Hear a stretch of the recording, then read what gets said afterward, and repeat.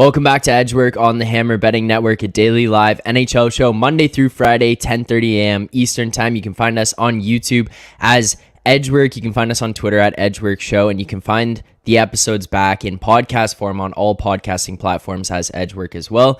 And if you're trying to track the picks that we make in real time on the show, or you want to see them after the fact, you want to see them later in the day, or you just want to see how we've been doing so far in the season, make sure to go to the BetStamp app. You can download it on iOS or on Android. You can find us in the Find Better section as Edgework. We are up on the season so far, guys. I think a lot of that has to do with picking off the Western Conference and specifically Matt's LA Kings bets, but no LA Kings games today. So what are we going to do, Matt? I was going to ask you, Zach, is there a way to filter down to just hockey night in LA every Tuesday night to see how we've been doing on just those?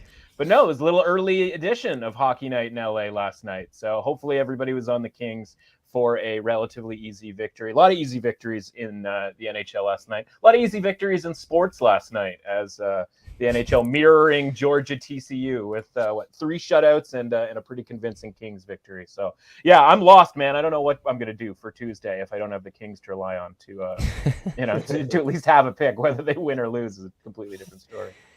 Also, I just see this comment here. You guys weren't on the show when this had happened. It was last Thursday. Don Schultz comes in from the clouds and tells Alex B. Smith and I, Saros might steal this game tonight against the Canes. Well, if you recall, that was the night UC Saros set the record or had the record-breaking game against the Carolina Hurricanes, and then came back on Friday and told us, like, hey, hopefully everyone had that Saros bet in last night. So Don's on the Saros train here again, but I mean, when we're looking at this Western Conference, and you're talking about some of these teams, like you are looking at a Nashville who's starting to make a surge here, kind of pushing up. They're 1 point back the Edmonton Oilers, 2 points back of the Flames. The Avalanche are a point behind the Preds here. They're only 2 points out of a playoff spot behind the Oilers. They're just getting McKinnon back.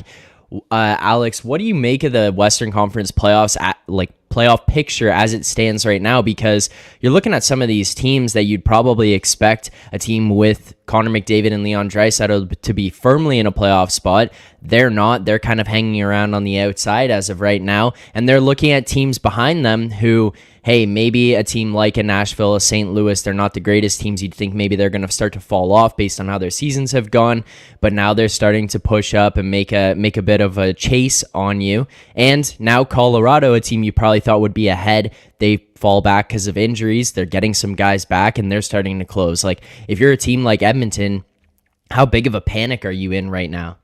Massive. I'm in a massive panic if I'm an Edmonton fan, if I'm in that organization, one of their players, whatever, because realistically, this team has been pretty much below average by every metric this season, right? It's not like, I mean, you have the runaway Hart Trophy contender right now in McDavid, and they just can't separate themselves whatsoever from the middle of the pack.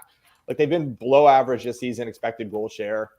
Nothing's changed over the last month. They're still right around that average mark, in line with their season-long metrics. We all point to goaltending, and that's fine. But if you actually dive into it, they're 15th in 5-on-5 save percentage this season. So it's not what's actually sunk them. I think the fact that they're just an average team is what is sinking them. And now the only games they seem to win are the ones where I bet against them. So, I mean, if you're an Oilers fan, you should be sending me money to bet against them every night. And then I think they're going to run away with this and maybe even win the division. But they're in a wild card spot right now as we're talking, but they're just a point up on Nashville, 2 up on Colorado. The Preds have 3 games in hand. The Avs have 4 games in hand. We know the Avs are going to make it in.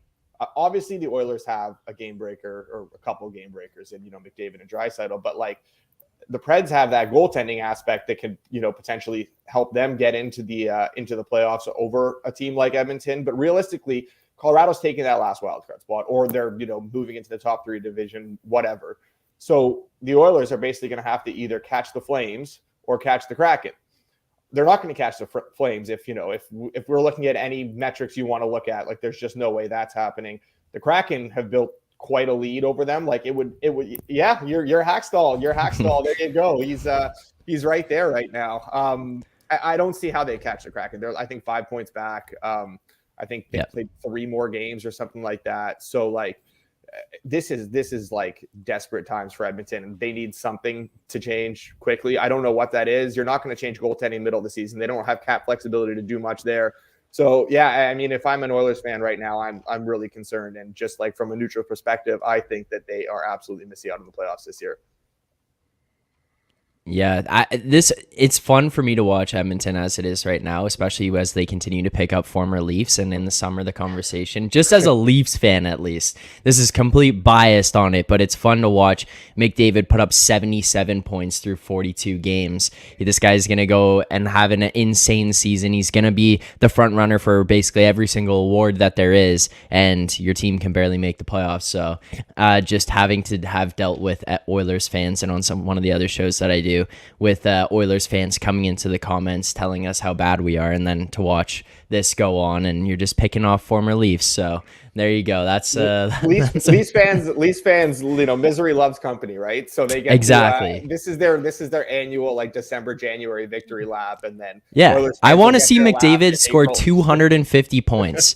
And this team missed the playoffs. That's what I want to see. That would make me nothing would make me happier than that. And then in the summer we'll start up McDavid's unhappy, so where would he want to go? Toronto. Well, he'd want to go back home, obviously. And that'll be the conversation.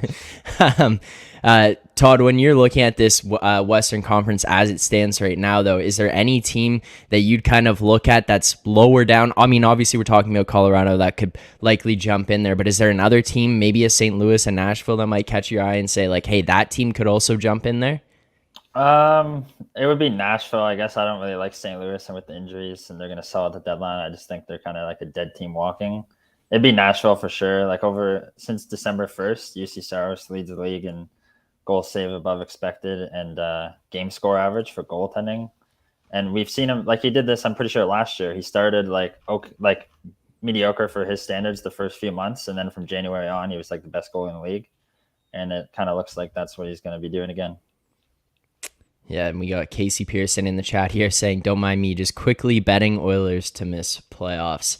I think that was something that was given out on one of the shows a couple of weeks ago, actually, was Oilers missing the playoffs. There was like plus money at the time when it was given out, but Did you track that one? Like you didn't track my Canes to win the Metro bet? Or? That Canes bet is in there. That Canes bet is in there. Oh, okay. I can vouch. I was on that show. I remember you giving that out. Let's get into best bets for today. We can start with we'll actually start with the Dallas New York Islanders, a team that is pushing up to make the playoffs as of right now, and a team that I wouldn't really expected to be in a spot was the New York Islanders. The Islanders currently are tied with the Pittsburgh Penguins in points. They are behind in points percentage as they have played more games, but they are sitting right there. 4 points ahead of the Buffalo Sabres right now, who the Sabres is a team that I find interesting to keep an eye on as they continue to just be a fun team to watch night in, night out, and like 8-2 in their last 10, they continue to push. But this Islanders team starting to find ways to get some points, win some games. They are creeping up on a playoff spot there, but they are going up against Dallas tonight, who's first in the Central, second in the Western Conference in general, 6-3-1 in their last 10. Right now, Matt, how are you kind of looking at this Islanders team in this matchup against Dallas? Yeah, what's the best price you can get me here, Zach? Let's fire up the old app here because my cutoff was around plus 105 for the sort of home underdog here. Listen, if you can get anything with a plus in front of it, I'd probably take it at this point. The Islanders are that team. Remember last year, everybody was really disappointed in the Islanders after their run the previous year. They had the arena issue, right, where they didn't get to play at home basically at the start of the season. Well, they're 12-6 this year at home and pretty mediocre, right around 500 on the road this year. So, obviously they have a home ice advantage, whether it was the old barn or the new one. And obviously they got a little off the rails last year. And now, with a more sort of stabilized schedule here, you can start to see they're actually playing a normal schedule. They're better at home. A lot of, quote unquote, mediocre teams are better at home. That's just kind of how it works. And From a number standpoint, I think they should be, slight favorites. Again, maybe a little bit more of a coin flip in this game. So if you can get a plus 105, that's certainly like my goal for the day, basically, is to try to get the Islanders plus 105, especially as long as Sorokin is starting. But honestly, I don't think it really matters that much because, honestly, the Islanders playing really good hockey, a couple losses in a row here in the last little bit. But, 5-4-1 in their last 10 doesn't look like they're all that great. But honestly, their goal differential is right alongside with some of these other, awesome teams, if you will, right? I mean, the Carolina Hurricanes are plus 19 from a goal differential standpoint, and the Islanders are plus 15. So I think the Islanders a little underrated in the market here. So give me them anything with a plus in front of it tonight against the Stars. Yeah, like you look at the last month too, just because I was looking closely at the Islanders, and they're like basically identical teams in expected goal share over the last month, right? Yeah. But what's, obviously early on, the Islanders weren't as good. So the season-long numbers maybe aren't quite up to snuff with the Stars. Yeah. But Sorokin had to steal them games early on. Obviously, now that hasn't been the case. But like you look at, over the last month, obviously, so they're pretty much identical. And the thing that the Stars have the edge on in so many games is that goaltending advantage. But you talk about Sorokin, and it's like, hey, well, that's kind of mitigated here. So, you're looking at two identical teams, two great goalies, you're getting the plus money on the home team. It makes sense.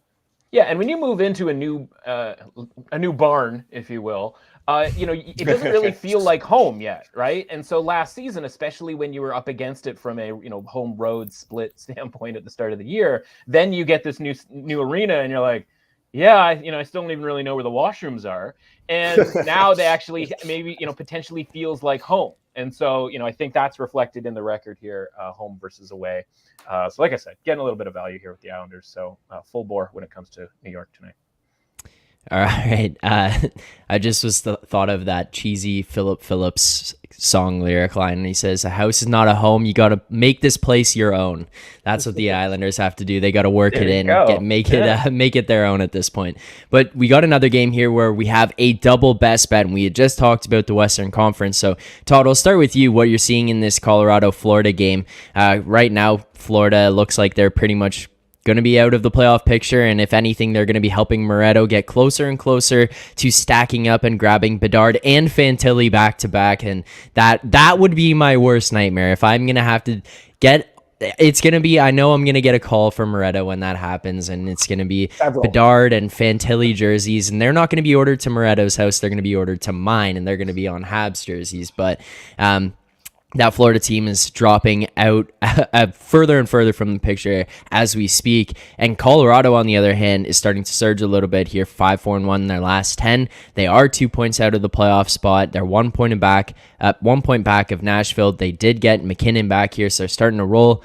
You and Alex both have best bets in this game. What are you seeing with the Avalanche here tonight? Yeah, I like the Avalanche on the money line. I believe you can get them minus 130 range right now. Florida's not playing well at all. Earlier in the year, they were a team that was kind of controlling the play at 5-5, and they just weren't getting results because the goaltending sucked. Now they're just not playing well at 5-5 or getting goaltending. The last 10 games, they're 23rd in high danger chance share. They're bottom 5 in high danger chances against. Colorado, their numbers in terms of generating chances aren't crazy high this year, obviously, because they've dealt with so many injuries, but they got McKinnon back. Evan Rodriguez is back. And he's been a really good player for them as well. I think Colorado is getting closer to being the team that we all expected them to be now that they're getting a little bit healthier. They just kind of rolled the Oilers last time out, dominated the run of play. I kind of think they're going to do that today against Florida. And with Florida giving up so many chances, they're going to need goaltending. And I don't think Bobrovsky and his .895 save percentage is going to be the guy to give them that.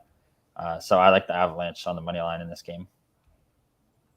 All right, and Alex, you're in agreement there on the Avs on that one, just hand in hand on that. All right. Yeah, I mean, he pretty much nailed that. But like the other thing for me too is Todd covered everything. But like, man, Paul Maurice is a disaster. Like we knew this when they hired him, and I tweeted this out. I think I went on a little bit of a rant about Paul Maurice. Like his teams have been so bad for so long. They're just like bullied at 5-on-5, and now we're seeing after the decent start at 5-on-5 for the Panthers, Maurice's systems are really starting to get into play now, and they have tailed off completely because of it. So I think you kind of got to throw your priors out a little bit with this Panthers team, and I don't think that's the case right now fully in the market. So yeah, I mean, this is like a full fade of Florida the rest of the way. I hope they don't win another game, and I hope they get the first overall pick. And one more thing I didn't mention is Florida has spent the most time in the league killing penalties this year, and Colorado is notoriously dominant on the power play. So if the Panthers are just going to parade to the box, like that's not going to end well for them at all. Yeah, I think that's not ideal. Sorry, Zach. I think this is a really interesting. This is probably the most interesting game of the night because this Florida team is, there's a lot of layers to it, and so this can't be. Alex made a great point. Like you kind of have to throw your priors out because if you built your priors into this, I think there actually is a little value on Florida, but all those actual hockey points that the guys are making have to sort of supersede this sometimes, right? That's why. It isn't just always done via a spreadsheet, right? And if you're making, 3, 4, 5 really good points against Florida, and Colorado is one of, I think, 3 teams right now that, we talk a lot about, or at least I talk a lot about how the market reacts when a player is missing, right? When Nathan MacKinnon goes out, we had Aaron Ekblad earlier on the season, like when those guys are out and, obviously a bunch of sample size, a bunch of games go by, what happens when those guys come back, right? Because your metrics are now, Colorado a little bit because McKinnon was out 11 games, something along those lines. But, Carolina, maybe not as much, but, Pacioretty obviously adding something to that team. And then now, the Washington Capitals, right? Getting 2 pretty key players back. And so in a reverse, how are we adding win probability in the marketplace with those guys being back? Like, especially using the Capitals as an example, who have this whole season long resume, if you will, without Tom Wilson and without Backstrom. And like now those guys, come back and you go, okay, well, how do we change what our projection is in the market, pricing wise? And, Colorado has that a little bit. They weren't particularly great before MacKinnon got hurt. So, I'm sort of looking at them as kind of this really dead even at even strength team. Obviously, the power play, as Todd mentioned, is ridiculous. And that's a good point about Florida spending so much time shorthanded. You spend a lot of time shorthanded against Colorado, they're eventually going to score on you. And it's probably not going to take all that long. And so I look at it and I go like, yeah, I'm supposed to bet Florida in this situation. But that's when you go and you go, okay, well, I probably am underrating, or the spreadsheet is sort of underrating Colorado because they've had so much time built up without MacKinnon, and so much of their metrics are built up without MacKinnon. But also all of the stuff that these guys mentioned, right? And so this is one where I just have to sit out. Doesn't mean I'm going to necessarily bet on Colorado here. It's more just like trial and error to see, okay, how much do I have to add to Colorado because they're getting closer to full strength, right? Is it 3%? Is it 5%? Is it 7%? Something along those lines.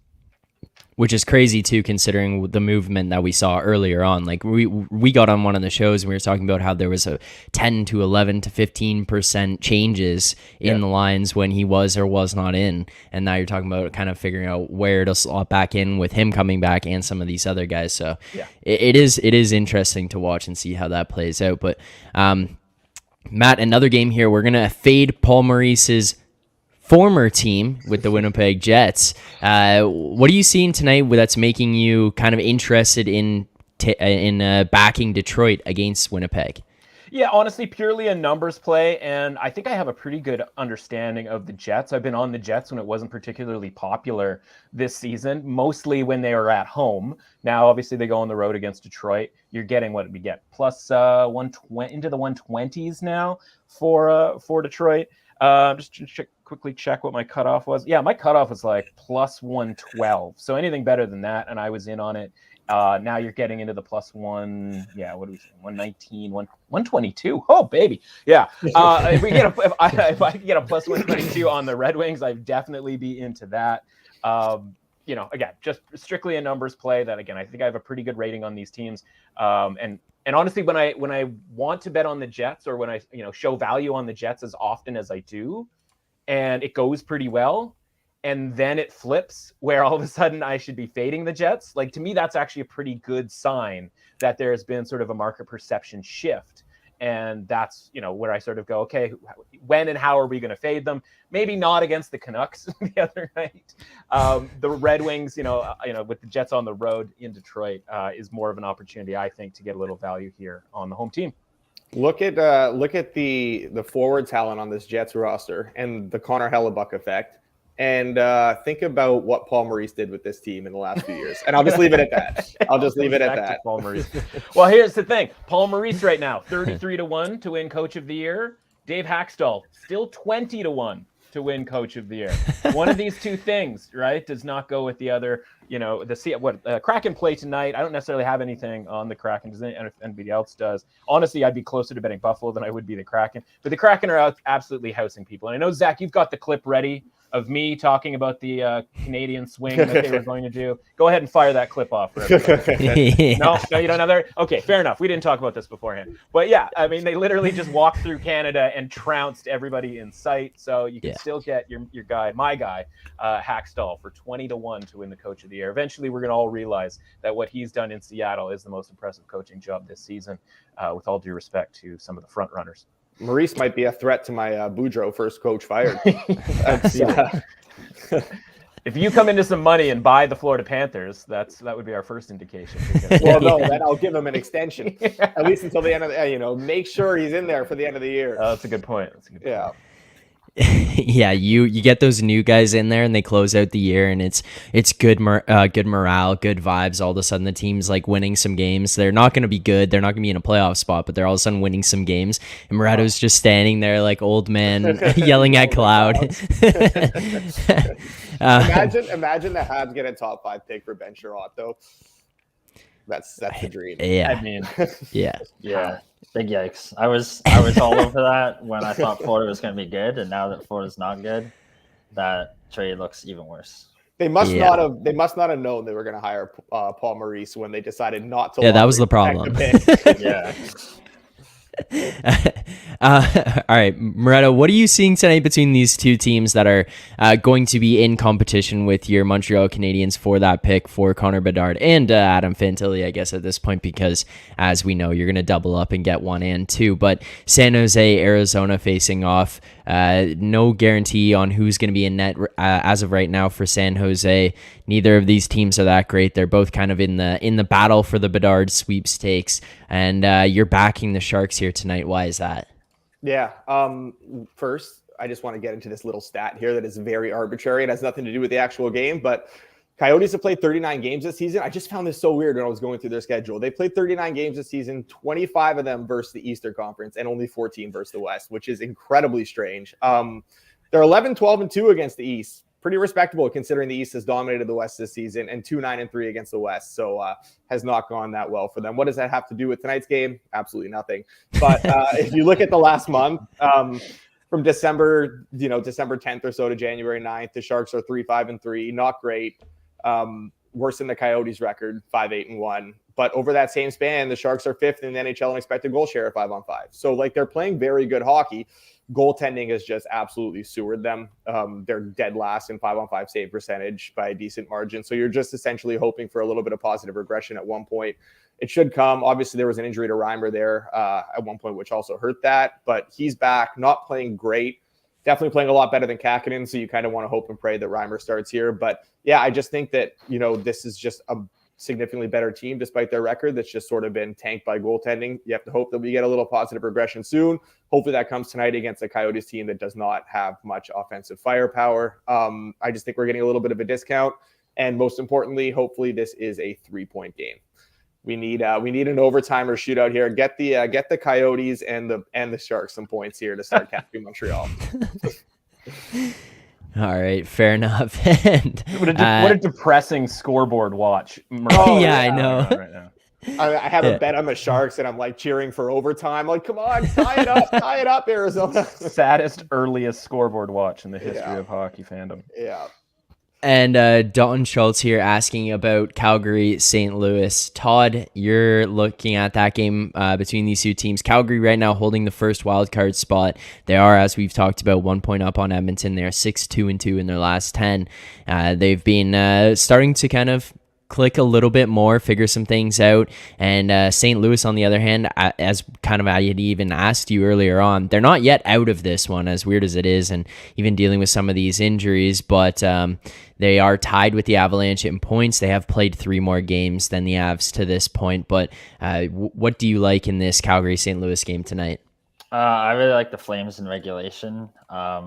earlier in the year, the Flames were out shooting teams consistently, but in terms of high danger chances, it was kind of split. Like they were going for a more quantity over quality approach, whereas lately that's changed. The last 10 games, the Flames are 7th in high danger chance share at 5-5. They've been very good at generating them and preventing them. The Blues, over the last 10 games, are second to last in terms of generating high danger chances. And now, as we talked about last week as well, Tarasenko and O'Reilly and Kruger out. So like that's not going to help them offensively at all. So if they were struggling to generate chances with those guys, I think they're really going to have a tough time against this Flames team without them. And also Binnington, assuming he starts, he's turned into a little bit of a pumpkin lately. The last month and a half among regular goalies, he's bottom 5 in average game score. He's not playing well right now. I just think the Flames are going to control this game at 5-5 rather easily, and I think that's going to end in a regulation win. And all that sounds logical when it comes to the Blues, but then we look up, and with the 4 games since those guys, Tarasenko and O'Reilly, went out, we talked last week against Toronto. We're like, yeah, Toronto -1.5, Toronto in regulation. We're all like lining up to fade the Blues. Well, it's 6 goals against Toronto, 5 goals against New Jersey, 4 goals against Montreal, 3 in a shutout against the Wild, right? They've won 3 out of the 4 games, and the 3 games that they've won were against the theoretical good teams, and the 1 game they lost was against the theoretical bad team. So all that is to say, I don't know what to make of the St. Louis Blues at this point. Like, I would love to be on Calgary. I would love to say that there's value on St. Louis. But these are the sorts of results that we get ourselves wrapped up into and get ourselves in trouble with when I'm trying to evaluate what the Blues are without Tarasenko and O'Reilly. And it's like, maybe better somehow, at least, up until the point where they played Montreal and they just weren't good that night. Like, I just don't want anything to do with Blues games from now until, honestly, maybe the rest of the season at this point. I don't know what to make of this team. I think the team total over on the Flames is a good look here too, because they generate a ton of offense. Even over the last month, over the course of the season, like they've been high danger chances are way up there. Expected goals 5-on-5 are way up there. Blues, goaltending, like Todd said, has gone completely into the shitter. I think that a team total over I kind of want it to be on an over in the game itself, but like you said the Blues are scoring goals, whether that's the Ilya Samsonov effect or whether that's the fact that, they're just finding ways to convert their chances. I don't know, but I just can't trust them to do their part. So I'd rather be on a Flames team total here than the over itself in the game. Yeah, it's one thing if they're winning these games because they're playing sort of more disciplined hockey and, kind of grinding it out. But the fact that they're scoring goals without these guys, that's the thing that's like throwing me for a loop here, where I just don't really want to be involved in trying to figure out what the Blues are up to. Because I haven't really understood what they've been up to all season, so why start now? I just took a quick peek. The last 4 games, they're 31st in high danger chances, but they're shooting almost 18%. So I'm fine just fading that because that's fluky, but the whole season's fluky. They were sort of flukily bad at for a couple of months there at the start of the year. So honestly, just statistical regression, with some of this stuff where you just go, look, if Joel Armia can score 2 goals against you, then Calgary might be able to score 10. So give me that over 3.5, maybe some alt overs if you can find them. All right, so real quick to recap so far what we have before we get into the Toddy props and close out the show here. So far locked in on the Edgework Bet Stamp account, where you can find us in the Find Better section. For tonight, we've got the Red Wings +120, the Islanders +106 there. Calgary team total in the game over 3.5. Calgary in regulation. San Jose money line and the Avalanche money line so far. And as you can see there, up 24.7 units so far on the year, 6% ROI. So not too bad if you've been following along on the Edgework account. But Todd, it is your time to shine. It is everyone's favorite part of the Tuesday show, Toddy props. Let's hear what you got for us today. All right. I don't actually have as many plays as you would think, considering how many games there are, but I do have 5. So first one is Nikita Kucherov over 3.5 shots. Blue Jackets have given up shots in bulk all season. They've continued to do that lately. They take their fair share of penalties. The Lightning are top 5 in power plays drawn, so that's a bad recipe. Kucherov is top 7 in shot attempts over the last 10 games. He's been shooting a lot. Great matchup. I like him a lot. Then I have Dylan Larkin over 2.5 shots, -120 I got. Although he's been a little cold of late, the Jets are one of the worst teams in the league at suppressing shots to centermen. Only 7 or 8 teams, have given up more on a per game basis. Larkin has also nuked the Jets pretty much every time he's faced them, including last year. He faced them twice and he had 8 and 5 shots. It's like a good stylistic matchup against a skating team like the Jets. Miro Heiskanen over 2.5 shots. I got that plus money. He's 4th in the league among defensemen in attempts the last 10 games. He's hitting 8 of them. The Islanders give up a fair amount of shots, especially the defensemen, the bottom 10 in the league, in suppressing shots against the position. So I like them as well, or Heiskanen as well. Then I have Mikael Backlund over 2.5 shots. That line just came out. I got -110.